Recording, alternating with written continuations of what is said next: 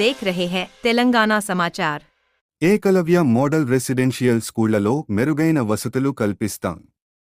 కేంద్ర హోంశాఖ సహాయ మంత్రి బండి సంజయ్ మరిమడ్ల దుమాల ఈఎంఆర్ఎస్ విద్యాలయాల పరిశీలన. హాజరైన collector, SP Konaraopeta, Yellareddypeta September 19. Eklavya model residential స్కూళ్లలో మెరుగైన వసతులు కల్పిస్తామని కేంద్ర హోంశాఖ సహాయ మంత్రి బండి సంజయ్ తెలిపారు. బిల్డింగ్స్ ఇస్తున్నాం. పూర్తి కేంద్ర ప్రభుత్వ నిధులు 38 కోట్ల రూపాయలు మనం బిల్డింగ్ కన్స్ట్రక్షన్ కోసం. నక్సల్స్ ప్రభావిత ప్రాంతాలలో 48 కోట్ల రూపాయలు. ఒక్కొక్క విద్యార్థికి 10 సంవత్సరానికి 1,09,000 రూపాయలు ఖర్చు అవుతుంది కేంద్ర ప్రభుత్వం. ప్రతి పాఠశాలలో 480 మంది స్టూడెంట్స్. దేశవ్యాప్తంగా 410 స్కూల్స్ ప్రారంభిస్తే దాదాపు 1,20,000 మందికి పైగా విద్యార్థులకు ఇలా చదువు నేర్పిస్తుంది. తెలంగాణ రాష్ట్రానికి వస్తే 23 ఏకలవ్య మోడల్ రెసిడెన్షియల్ స్కూల్స్ ఉన్నాయి. దానిలో దాదాపు 8,000 మంది విద్యార్థులు చదువుకుంటున్నారు. కాబట్టి ఇవన్నీ కూడా మంచి ఆలోచనతో వాళ్ళ యొక్క నైపుణ్యతని గుర్తించి క్రీడా విషయంలో గాని, చదువు విషయంలో గాని అన్నింటిలో వాళ్ళను ప్రోత్సహించాలని చెప్పి ఒక ఆలోచనతోని వాళ్ళ లోపల మేము చదువుకోలేము, మేము ఆ స్థాయికి రాలేము అన్నటువంటి ఒక అధైర్యం ఉందో దాన్ని తొలగించి మేము కూడా సమాజంలో సమాన స్థాయికి వస్తామని చెప్పి ఒక ఆలోచన కల్పించాలి. వాళ్ళను కూడా ఉన్నత విద్యార్థులుగా తయారు చేయాలి.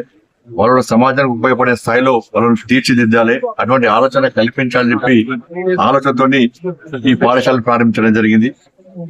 2018లో ప్రారంభించే ముందు ఒక బ్లాక్ వారిగా 50% ఎస్టీ జనాభా ఉన్న ప్రాంతాల్లో బ్లాక్లలో మనం ఈ రెసిడెన్షియల్ పాఠశాల కాలక్రమేణా దీని డిమాండ్ ఉండడంతో 2022లో 20% జనాభా ఉన్నటువంటి బ్లాక్ లో కూడా మనం ఈ పాఠశాల ప్రారంభించాలని చెప్పి ప్లాన్ చేశారు. ఆ పనులు జరుగుతా ఉన్నాయి. బట్ ఇవన్నీ చూసిన తర్వాత నరేంద్ర మోడీ గారి యొక్క ఆదేశాల వరకు దేశవ్యాప్తంగా ఉన్నటువంటి ఈ ప్రారంభించిన పాఠశాలను కూడా ఎందుకు ప్రారంభించలేదు, ప్రారంభించిన పాఠశాలలో స్థితిగతులు ఏ విధంగా ఉన్నాయి, ఇది విద్యార్థులను సిబ్బంది ఇద్దరిని కలిసి మనం వాళ్ళ సమస్యలు తీసుకొని ఇంకా దీన్ని మనం ఇంకా మోడల్ గా తయారు చేద్దాం. మన కార్పొరేట్ స్కూల్ కాదు, కార్పొరేట్ విద్య కాదు, నిర్బంధ విద్య కాదు, కానీ విద్యార్థులకు అనుగుణమైన విద్య, వాళ్ళు చదువుకోవాలనుకునేది సమాజానికి ఉపయోగపడేటువంటి పాఠ్యాంశాలతో కూడా విద్య అందించాలని ఉద్దేశంతో మాత్రమే చేస్తున్నాం. ల్యాబ్ ఫెసిలిటీస్ కానీ అన్ని కూడా మనం ప్రదేశం భోజనం కూడా మీరు చేస్తున్నాం. బయట పోతే పురుగులన్నం, నీళ్ళ చారు, ఉడుగుడుగా అన్నం, పురుగులన్నం ఇవన్నీ వస్తాయి.